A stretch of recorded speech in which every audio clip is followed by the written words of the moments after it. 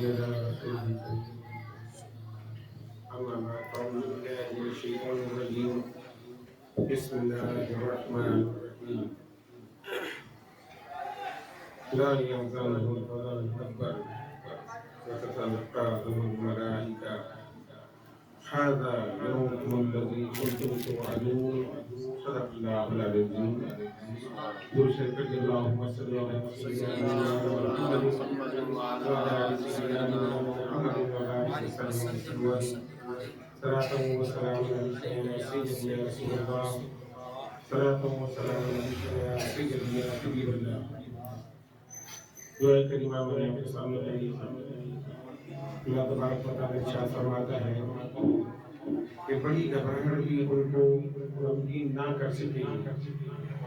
یہ قیامت کا ذکر ہے کہ بڑی گھبراہٹ بھی ان کو بے چین غمگین نہیں کر سکے اور فرشتے ان کے استقبال کرتے ہوئے یہ کہیں گے کہ تم سے جو وعدہ کیا گیا ہے آج وہ پورا کیا جائے گا.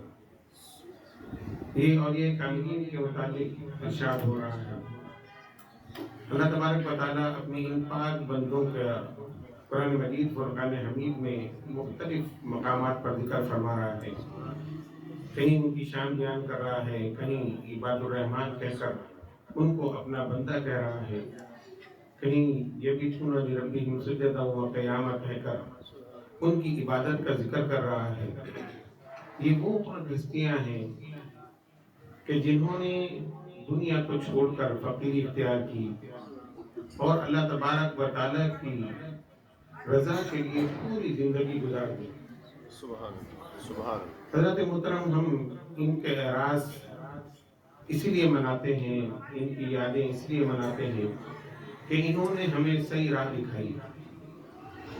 جو ان کے قریب ہو گیا وہ اللہ کے قریب ہو گیا, جو ان سے دور ہوا اللہ تبارک و تعالیٰ سے دور ہو گیا. یہ وہ ہستیاں ہیں کہ جنہیں دنیا سے کوئی مطلب نہیں, اللہ تبارک و تعالیٰ کی عبادت میں اتنے غرق اور اتنے ماہر ہو جاتے ہیں کہ انہیں دنیا کی کوئی پرواہ نہیں ہوتی, بلکہ دنیا ان کے پیچھے پیچھے چلتی ہے. آج ہم دنیا حاصل کرنا چاہتے ہیں, دنیا کے پیچھے بھاگتے ہیں, دنیا ہم سے اور دور بھاگتی ہے. اور یہ وہ نفوس قدسیہ ہیں کہ دنیا ان کے پیچھے پیچھے چلتی ہے. ہارون رشید کی بیوی زبیدہ اس کے ساتھ حج کرنے گئی تو اس نے دیکھا کہ ایک شخص حرم میں داخل ہوا, ایک مجمع کثیر ہے جو اس کے پیچھے پیچھے چل رہا. حیرت کا اظہار کیا, لوگوں سے پوچھا یہ کون ہے جس کے پیچھے لوگ اس طرح چل رہے ہیں جیسے اس کو بہت چاہتے ہوں. کہا یہ عراق کے عظیم بزرگ عبداللہ بن مبارک ہے. جب زبیدہ نے یہ سنا تو اس نے کہا اصل بادشاہت تو یہ ہے. ہارون رشید کیا بادشاہت کر رہا ہے؟ یا تو لوگ اس کے خوف کی وجہ سے اس کے گرد جمع ہیں, یا انعام چاہتے ہیں تو اس کے گرد جمع ہیں. یہ اللہ کے بندے ہیں جن کی بادشاہت ہے. یہ دنیا سے کچھ نہیں چاہتے لیکن دنیا ان کے پیچھے پیچھے چلتی ہے. کیوں؟ اس لیے کہ انہوں نے اللہ رب العزت کی رضا کے لیے اپنے آپ کے خواہشات, اپنی نفس کی خواہشات کو قربان کر کے اللہ تبارک و تعالیٰ کی بارگاہ میں وہ حاضر ہوتے ہیں, اپنی نفس کشی کرتے ہیں, عبادت و ریاضت کرتے ہیں. سرکار دو عالم صلی اللہ علیہ وسلم کی حدیث مبارکہ ترمذی کی حدیث حضرت انس رضی اللہ تعالیٰ عنہ فرماتے ہیں کہ ان بزرگوں کو پہلا تحفہ جو مرنے کے بعد ملتا ہے وہ یہ ہے کہ جو ان کے جنازے میں شرکت کرتا ہے اللہ تعالیٰ ان کو بخش دیتا ہے. اندازہ لگائیے, یہ پہلا تحفہ ان کے لیے ہوتا ہے. اور ان کی کتنی خوش نصیبی کہ جو ان کے جنازے میں شریک ہو جاتے ہیں. جس کے جنازے میں شریک ہونے والے جنتی ہوں تو اس کے خود کا عالم کیا ہوگا. یہ اتنے اللہ کے قریب ہوتے ہیں. ولی کے ایک معنی ہے دوست کے. دوست کون ہوتا ہے؟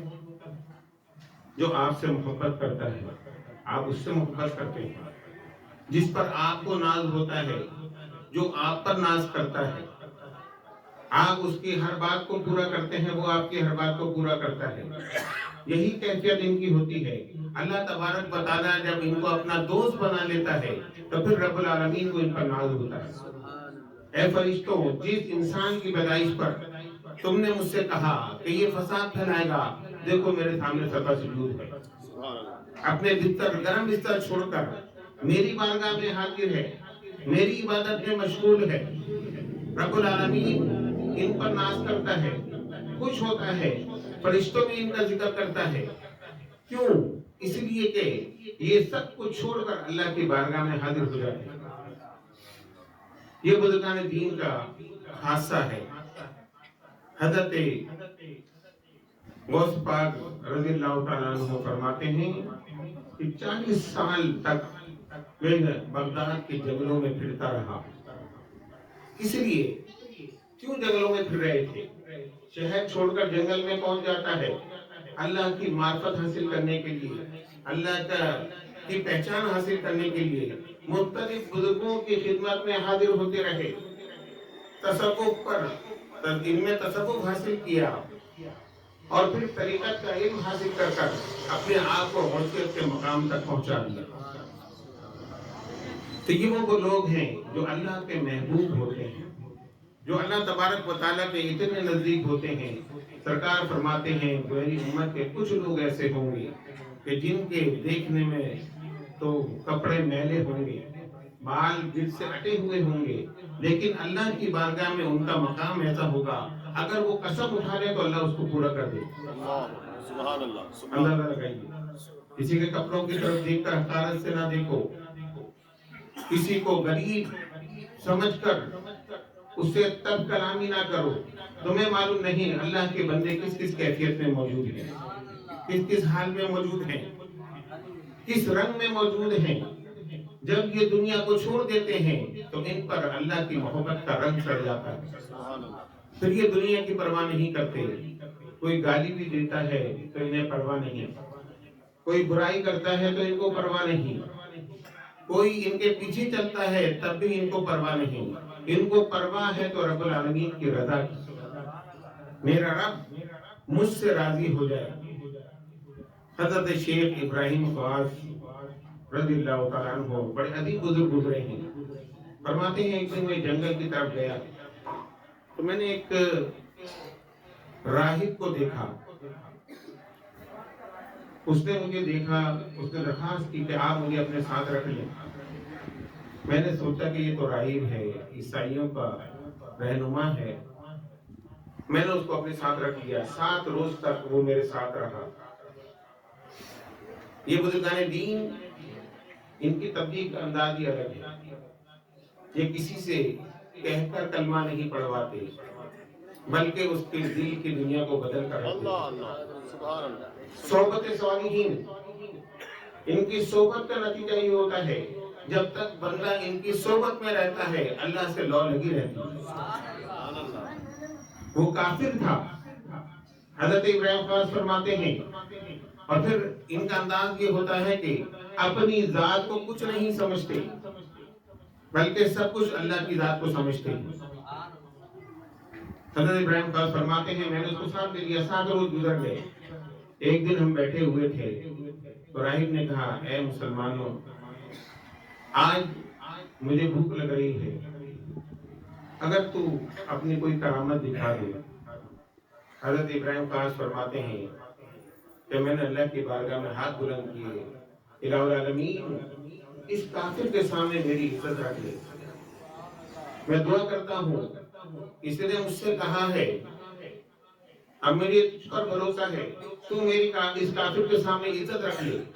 فرماتے ہیں کچھ دیر گزری تھی، ایک خوان ہمارے سامنے آ گیا، جس میں بنا ہوا گوشت بھی تھا، جس میں روٹی بھی تھی، پھل بھی تھے، کھجوریں بھی تھیں۔ ہم دونوں نے مل کر کھایا اور باقی تقسیم کر دیا، پھر ہم سفر پر روانہ ہو گئے۔ 7 روز کے بعد پھر ہم ایک جگہ بیٹھے تھے، مجھ سے رہا نہ گیا۔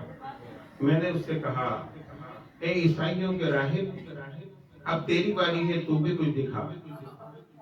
فرماتے ہیں جب میں نے یہ کہا اس نے دعا کے لیے ہاتھ اٹھا لیے، کوئی دعا کرنے لگا، اچانک میں نے دیکھا کہ 2 خوان ہمارے سامنے آ گئے، جس کے اندر اللہ کی نعمتیں موجود تھیں، گوشت بھی تھا، کھجوریں بھی تھی، دودھ بھی تھا۔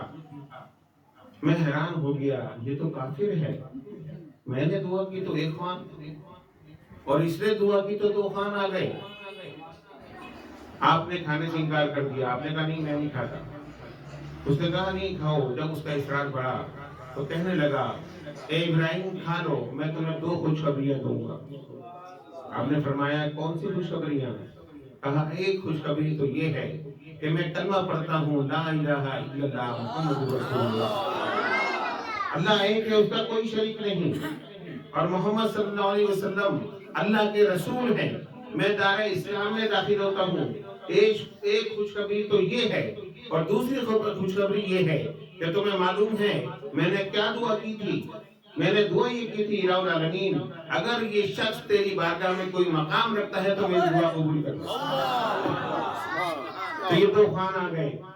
حضرت ابراہیم خاص فرماتے ہیں میں اللہ کی ذات پر رشک کرنے لگا، یہ رب العالمین ان بزرگوں کے وسیلوں کو بھی نہیں ٹالتا۔ آیا آپ نے رضوان صاحب کی وسیلے پر گفتگو سنی؟ حقیقت یہی ہے کہ ہم وسیلے کے قائل ہیں اور ان بزرگوں کا وسیلہ اللہ کی بارگاہ میں پیش کرتے ہیں۔ مالک ہمیں معلوم ہے مالک کے حقیقی وہی ہے، وہی ہر چیز پر قدرت رکھتا ہے، وہی سب کچھ دینے والا ہے، لیکن وہ اپنے برگزیدہ لوگوں کی بات کو سنتا بھی ہے، ان کے وسیلے کو مانتا بھی ہے۔ ہم تو گناہگار ہیں، سیاکار ہیں، جب ہم دعا کرتے ہیں تو الہ العالمین ہم ان پاک ہستیوں کے دامن سے وابستہ ہیں، ہم غوث پاک کے غلام ہیں، ان کے مرید ہیں، رب العالمین ہماری مرادوں کو پورا کرتا ہے۔ تو یہ ان بزرگوں نے دین کی کیفیت ہوتی ہے، ان کی کیفیت ایسی ہوتی ہے کہ یہ جس پر نظر ڈالے اس کی کیفیت بھی چینج ہو جاتی ہے، اس کی کیفیت بھی بدل جاتی ہے۔ یہ اپنی نظروں سے دوسرے کے دل کو بدل کر اللہ کے نور کو بھر دیتے ہیں۔ جہاں کفر کی گھٹن ہو، شیطان کی گناہوں کی سیاہی موجود ہو، اس دل کو صاف کر کے اللہ کے حضور حاضر کر کے اس کے تزکیہ نفس کرتے ہیں اور اس کو سیدھی راہ پر ڈال دیتے ہیں۔ یہ بزرگان دین کی شان ہے۔ حضور غوث اعظم شیخ عبد القادر جیلانی رضی اللہ تعالی عنہ جن کی یاد میں آج ہم جمع ہیں، کیوں جمع ہیں؟ ہم کیوں ان سے محبت کرتے ہیں؟ ہم کیوں ان کا ذکر کرتے ہیں؟ ہر سال ہم 11ویں کیوں مناتے ہیں؟ آج اس پر بھی اعتراض ہوتا ہے۔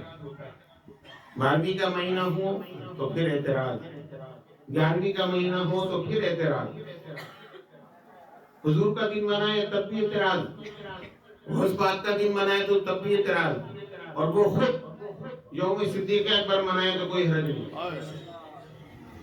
یوم فاروق اعظم منائے تو کوئی حرج نہیں۔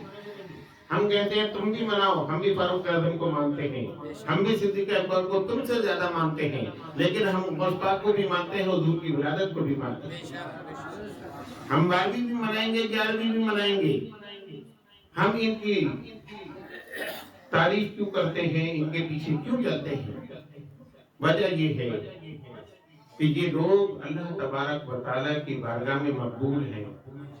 حضرت غوث پاک فرماتے ہیں میں دنیا کو ایسے دیکھتا ہوں جیسے ہتھیلی پر رائی کا دانہ ہے۔ آج اس ارشاد پر بھی اعتراض ہو رہا ہے، ایسے عجیب عجیب لوگ سوشل میڈیا پہ بیٹھ گئے، انجینئر، ڈاکٹر، گلوکار، اداکار، آج وہ ہمیں اسلام سکھاتے ہیں، اسلام پر اعتراض کرتے ہیں، ان بزرگوں پر اعتراض کرتے ہیں۔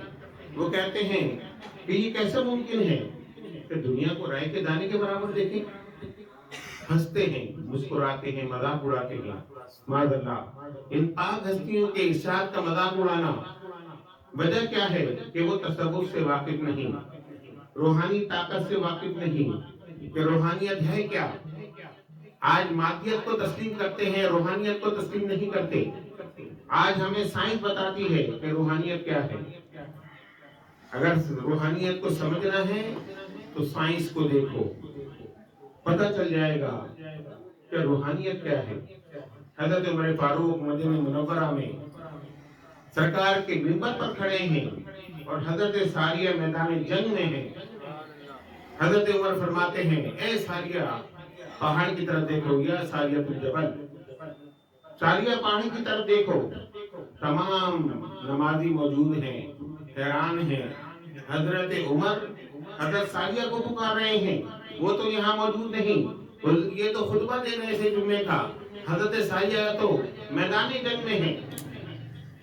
جب نماز سے فارغ ہوئے، یا عمر یا امیر المومنین، آج آپ نے جو کام کیا، حضرت ساریہ کو آواز دی، وہ تو یہاں موجود نہیں، اس کی کیا وجہ ہے؟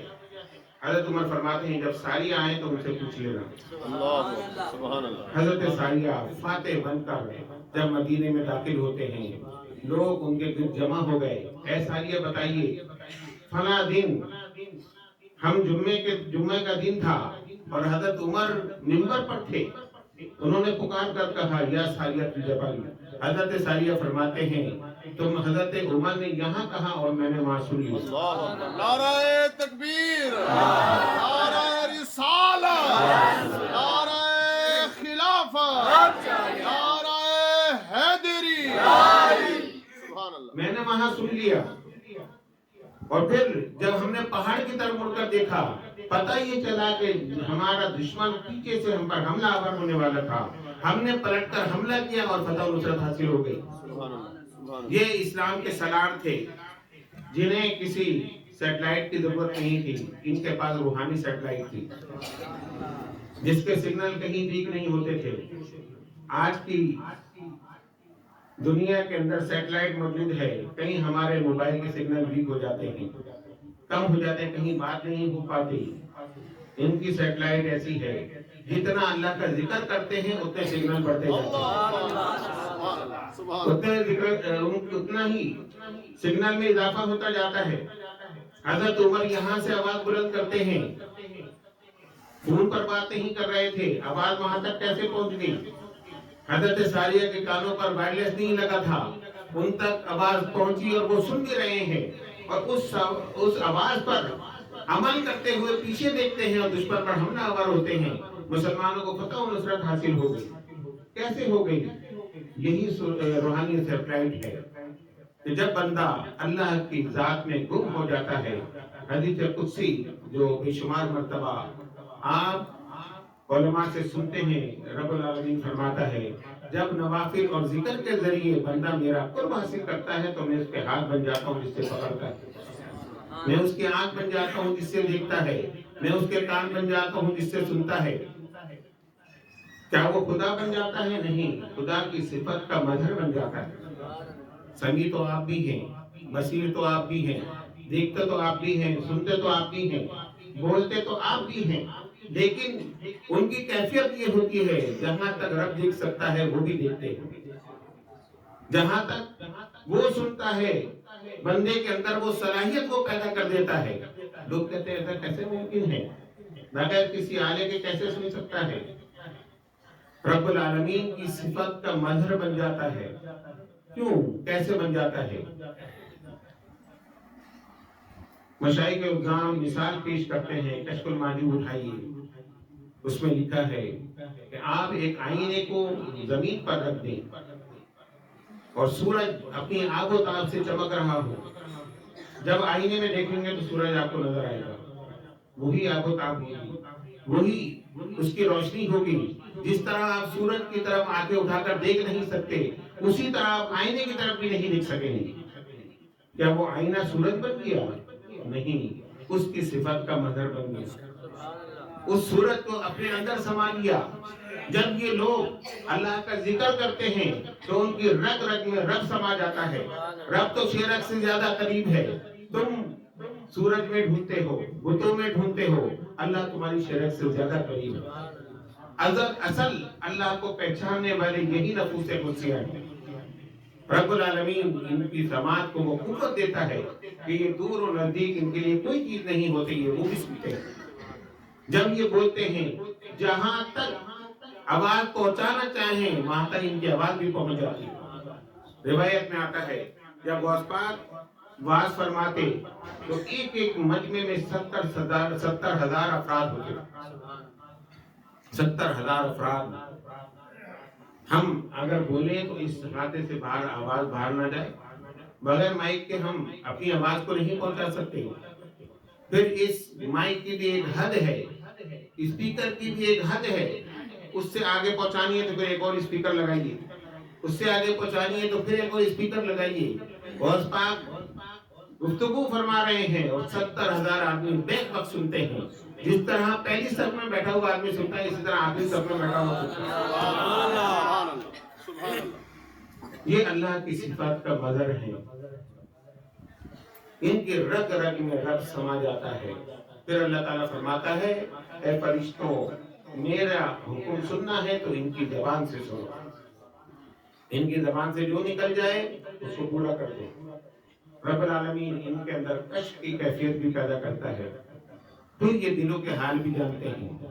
حضور غوث اعظم کے پاس 100 فقہا اس زمانے کے، جب آپ کی شہرت بڑھتی گئی، دور دور تک پہنچ گئی، تو کچھ ایسے لوگ بھی ہوتے ہیں جن کے دل میں حسد پیدا ہوتا ہے. انہوں نے کہا ہم تو فقہا کے امام ہیں، لیکن آج غوث کا چرچا ہے، ان کے علم کو سب نے تسلیم کیا. اس وقت کے فقہا، مفسرین، محدثین غوث پاک کی بارگاہ میں حاضر ہوتے، ان کا خطاب سننے کے لیے آیا کرتے. 100 فقہا اپنے دل میں پیچیدہ مسائل، سوالات لے کر آپ کی بارگاہ میں حاضر ہوئے. بزرگان دین دلوں کے جاسوس ہوتے ہیں. سامنے والے کے دل کا حال ان کو پتہ ہوتا ہے، کشف کی کیفیت ہے. وہ جانتے ہیں آپ کیا سوچ رہے ہیں، وہ جانتے ہیں کہ آپ کیا چاہ رہے ہیں، آپ کے ذہن میں کیا سوال ہے. غوث پاک کے پاس 100 فقہا آئے.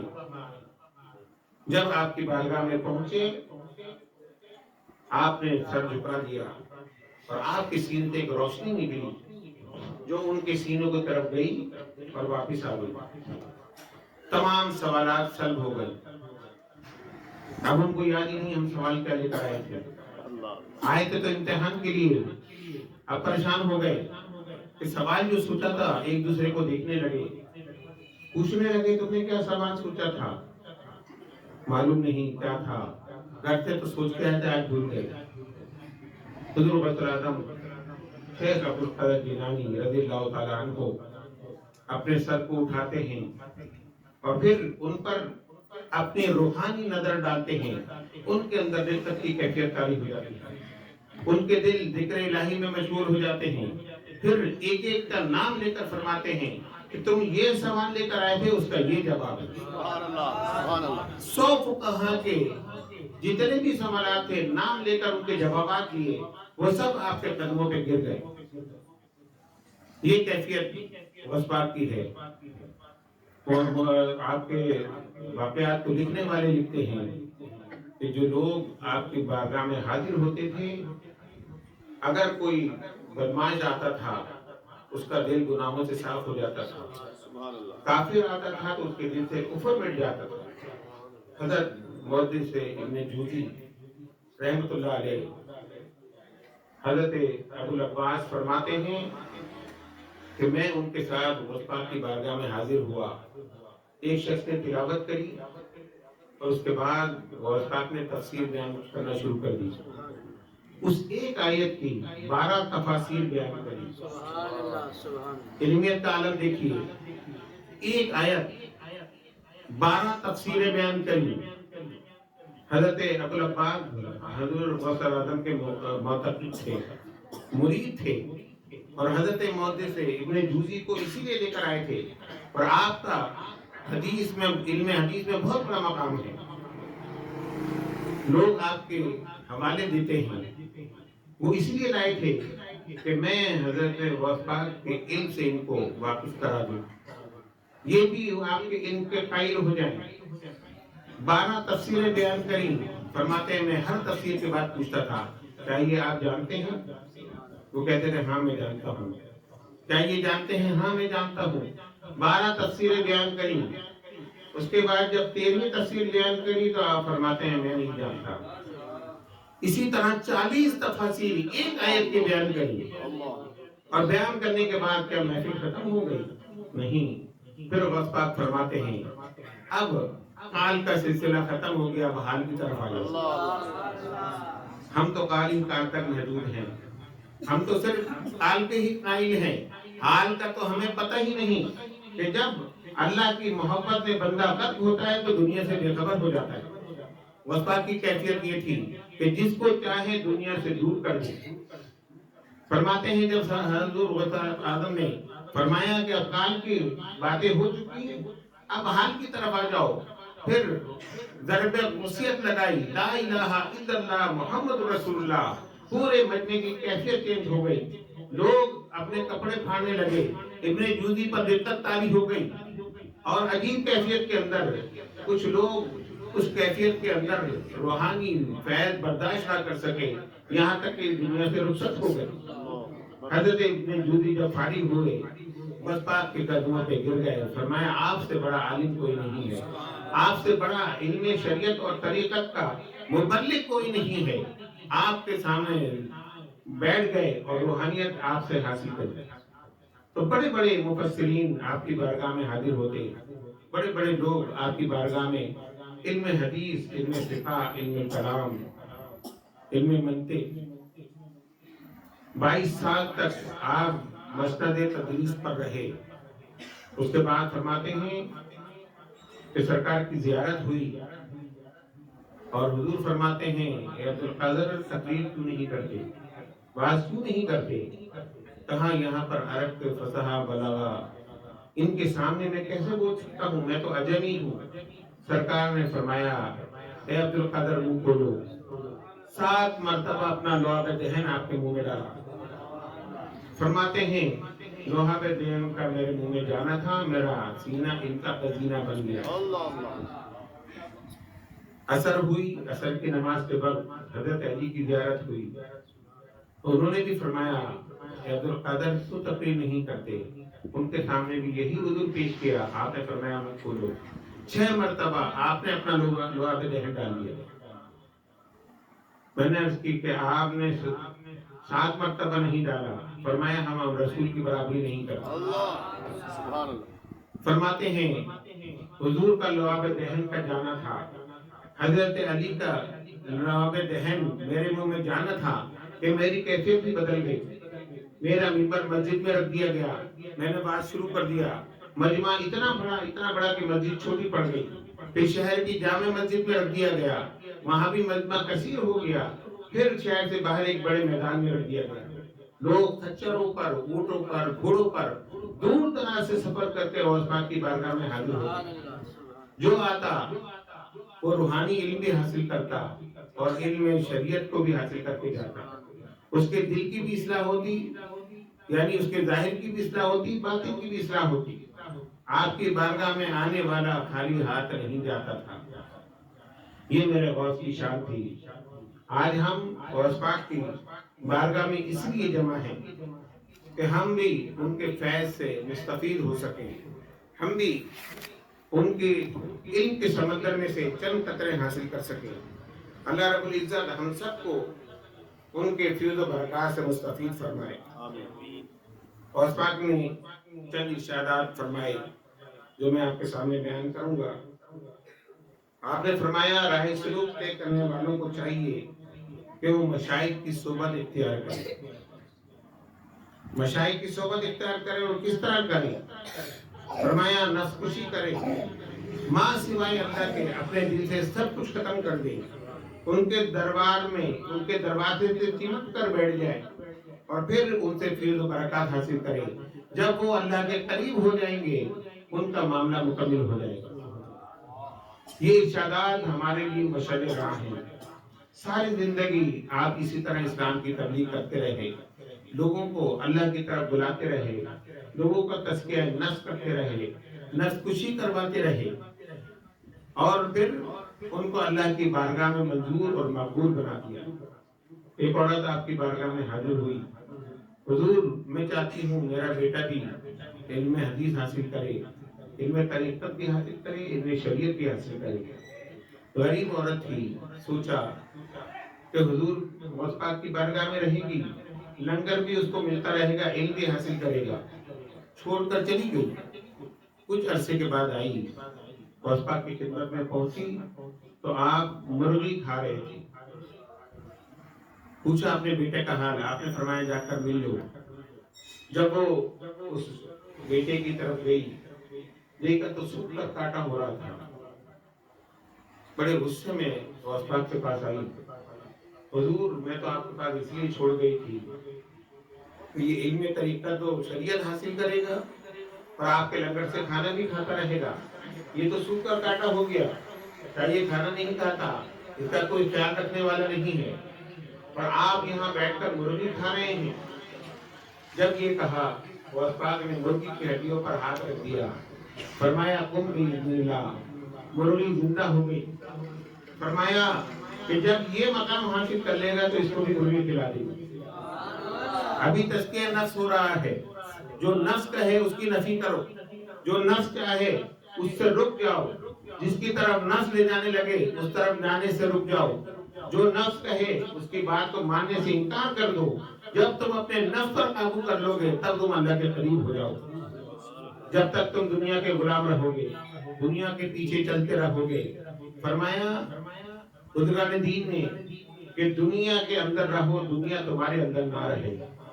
جب تک کشتی دریا پر تیرتی ہے تو وہ تیرتی رہتی ہے، جب پانی کشتی میں داخل ہو جائے تو وہ ڈوب جاتی ہے۔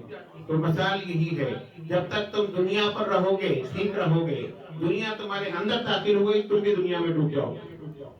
یہی کہتے تھے ہماری کہ آج ہم ان بزرگان دین سے دور ہو گئے، آج ہم دین سے دور ہو گئے، آج ہم نے ان کے واقعات کو پڑھنا چھوڑ دیا، ان کی اطاعت کرنا چھوڑ دی، تو آج ہم تباہی کی طرف جا رہے ہیں۔ میرے بزرگوں اور دوستوں، ان محافل کا مقصد یہی ہے کہ ہم اپنے بزرگوں کی شان سے واقف ہوں، ان کے مرتبے اور مقام کو سمجھیں اور اپنی ذات پر رشک کریں کہ ہم ان بزرگان دین سے وابستہ ہیں۔ اور حقیقت یہی ہے کہ یہ وہ بزرگان دین ہیں جن کی بارگاہ میں جو آتا ہے کچھ نہ کچھ لے کر جاتا ہے۔ آج بھی ہم غوث پاک کی بارگاہ میں حاضر ہیں اور مجھے یقین ہے کہ ہم میں سے کوئی بھی خالی نہیں جائے، سب کچھ نہ کچھ ان کے فضل و برکات دے کر یہاں سے اٹھیں گے۔